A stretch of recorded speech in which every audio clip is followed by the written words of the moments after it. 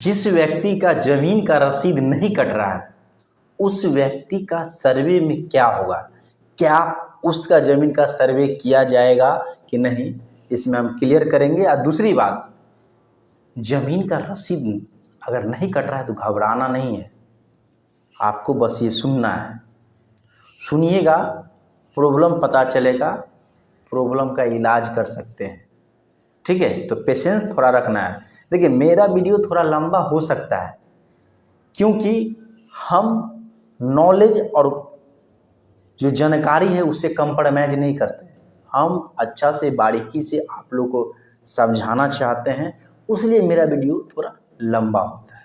तो इसलिए ये वीडियो लंबा रहेगा नहीं, थोड़ा हम चाहेंगे शॉर्ट में करें। ठीक है, देखिए, जिस व्यक्ति का जमीन का रसीद नहीं कट रहा है उस व्यक्ति का जमीन का सर्वे होगा। ठीक है, जमीन का सर्वे होगा, कोई दिक्कत नहीं है। अगर आपका जमीन का रसीद पहले कट चुका है, क्या पहले कट चुका है, पुराने रसीद है, तो वो रसीद रखेंगे, और नहीं तो नए अगर कटाए हैं तो वो रखेंगे।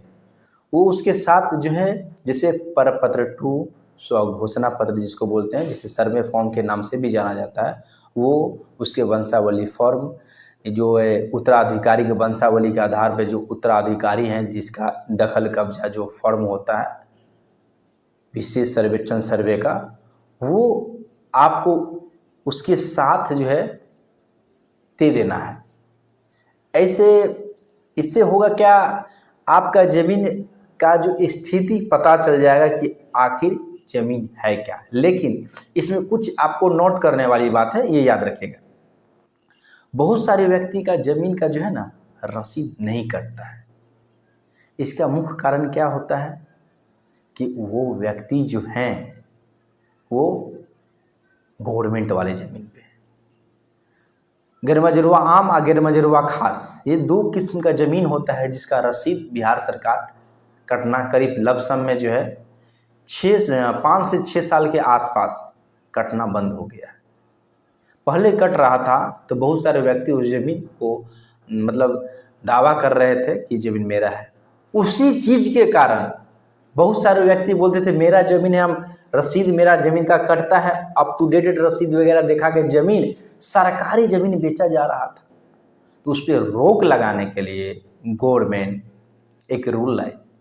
उस रूल में कहा गया जिस व्यक्ति के पास गैरमजरूआ आम और गैरमजरूआ खास ज़मीन है उस व्यक्ति का रसीद नहीं कटेगा। तो कुछ इस प्रकार का अगर ज़मीन है गैरमजरूआ आम और खास पे रहते हैं, तो अगर पुराने कटाए हैं तो वो पेपर आप लगाएंगे, कब्जात व्यक्ति के रूप में आपको दिखलाया जाएगा। दखल कब्जा आप उस ज़मीन पे दखल कब्जा आपका है वो दिखलाया जाएगा, क्योंकि सर्वे के बाद अगर ज़मीन का रसीद कटता भी रहता ना अभी तो गवर्नमेंट अपने लिस्ट में लेता ही।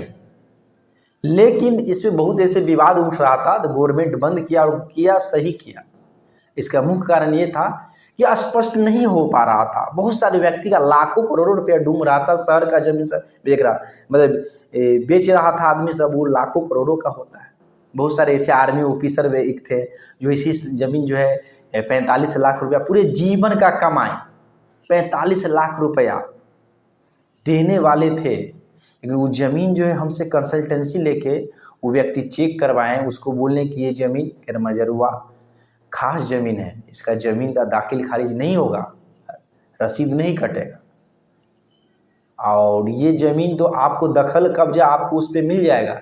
रजिस्ट्री वगैरह जो है अभी जो बोलते हैं करवा देंगे, अगर हो भी जाएगा रजिस्ट्री ना, उस ज़मीन का दाखिल खारिज नहीं होगा, फंस जाएगा।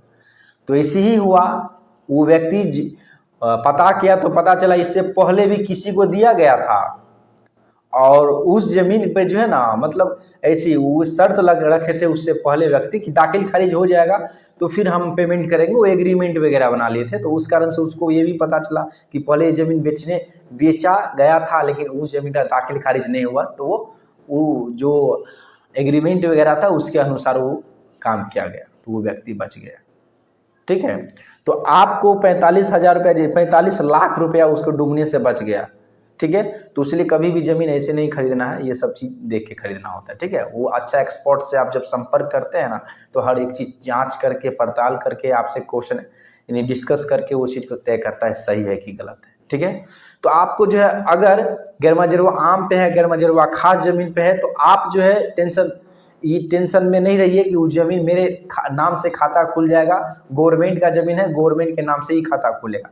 और जिसका अपना रैयती ज़मीन है या वो कोई ऐसे गवर्नमेंट की मतलब गवर्नमेंट को कोई आपत्ति नहीं है, उस ज़मीन का खाता आपके नाम से खुलेगा।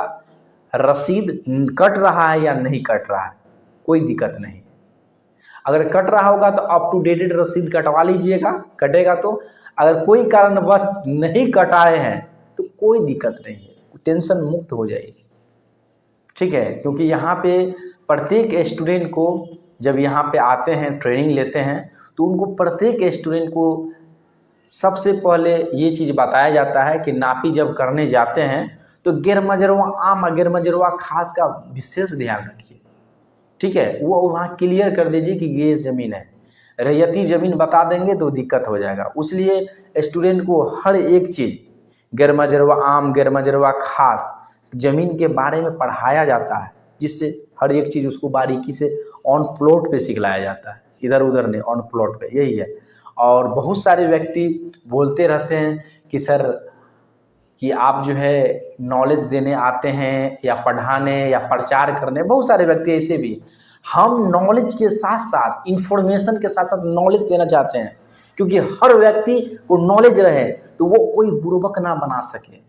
कोई जो अमीन नापी करने आते हैं उसको हर एक बात को समझ सके, और दूसरी बात वो सही कर रहा है कि गलत ये भी पकड़ सके। इसलिए यहाँ बहुत सारे व्यक्ति इस प्रकार इसलिए ट्रेनिंग करते हैं, अमीन का नॉलेज लेते हैं, शॉर्ट कोर्स वगैरह करते हैं। यहाँ एक छोटा सा कोर्स भी चलता है जो आम पब्लिक के लिए, जो सभी के लिए ज़रूरी होता है, वो कोर्स करवाते हैं, जिससे आम पब्लिक को ये जानकारी होता है। वो समझ तो सकता है ना कि ये क्या कर रहे हैं, सही किया कि गलत किया।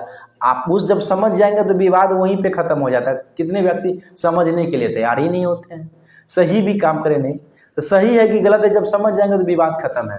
तो इसलिए आप लोग को जो है बस दो ही चीज़ ब्रेन में रखिएगा कि गैर मजरूआ खास या आम यानी गवर्नमेंट वाली ज़मीन ना हो, ठीक है। रैयती ज़मीन है तो कटा रहे या नहीं कटा रहे, आपका ज़मीन का सर्वे एकदम शांतिपूर्ण तरीका से होगा। पूरे ज़मीन का हर पेपर बनेगा, टेंशन मुक्त रहिए, खाता खुलेगा, खतियान बनेगा, बेफिक्र रहिए।